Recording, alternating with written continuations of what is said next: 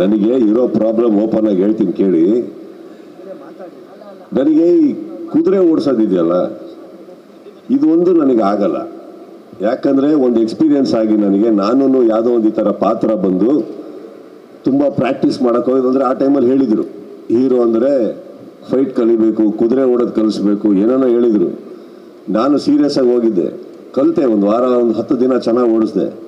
ಒಂದು ದಿನ ಸುಮ್ಮನೆ ನುತ್ತಿದ ಕುದುರೆ ಯಾಕೆ ಎಗುರುತ್ತು ಅಂತ ಗೊತ್ತಿಲ್ಲ, ಎಳ್ಕೊಂಡು ಬೀಡ್ಕೊಂಡು ಕಾಲು ಸಿಗಾಕೊಂಡು ಒಂದು 20 ಮೀಟ್ರ್ ಎಳ್ಕೊಂಡು ಓಡೋಗ್ಬಿಟ್ಟಿತ್ತು ನನ್ನನ್ನು.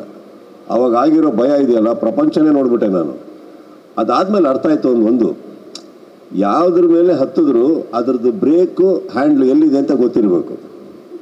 ಕುದುರೆಯಲ್ಲಿ ಎಲ್ಲಿದೆ ಅಂತ ನನಗೆ ಗೊತ್ತಿಲ್ಲ. ಇದೆಲ್ಲ ಹೊರತುಪಡಿಸಿ ಫೈನಲ್ ಆಗಿ ಇನ್ನೊಂದು ದಿನ ನಾವು ಇಲ್ಲಿ ದರ್ಶನ್ ತೋಟಕ್ಕೆ ಹೋಗಿದ್ವಿ. ಅಲ್ಲಿಗೆ ಹೋದಾಗ 10 ಅಂತ ತುಂಬ ಫೋರ್ಸ್ ಮಾಡ್ದ. ನೀನು ತೀಪರ್ಲಾಗ ಹೊಡೆದು ನೀನು ಬೇಡ, ನೀನು ಕುದುರೆ ಸಾವಾಸನೂ ಬೇಡ ಅಂತ ಹೇಳಿದ್ದೆ. ಆದರೂ ಕುದುರೆ ಹತ್ತಿಸಿದ್ರು. ನಾನು ಮೆತ್ತಿಗೆ ಯಾರು ಹಿಡ್ಕೊಳ್ರಪ್ಪ ನೀವು ಅಂದ್ಬಿಟ್ಟು ಮೆತ್ತಿಗೆ ಹೇಳಿ ಹೋಗ್ತಾ ಇದ್ದೆ. ಅವು ಟಕ ಟಕ ಟಕ ಟಕ ಟಕ ಟಕ ಹೋಗ್ತಾ ಇದ್ದ.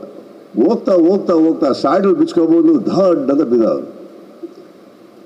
ಅದು ನೋಡಿದ ತಕ್ಷಣ ನಿಲ್ಸಪ್ಪ ಫಸ್ಟ್ ಒಂದೇ.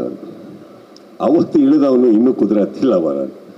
ಈ ಪೌರಾಣಿಕ ಮಾಡಿದ್ರೆ ಫಸ್ಟ್ ನಮಗೆ ಯುದ್ಧಕ್ಕೆ ಬಿಡ್ತೀರಾ, ಆ ಕುದುರೆ ಮೇಲೆ ಕಿರ್ಚ್ಕೊಂಡು ಬರಬೇಕು. ಯಾಕೆ ಬೇಕು?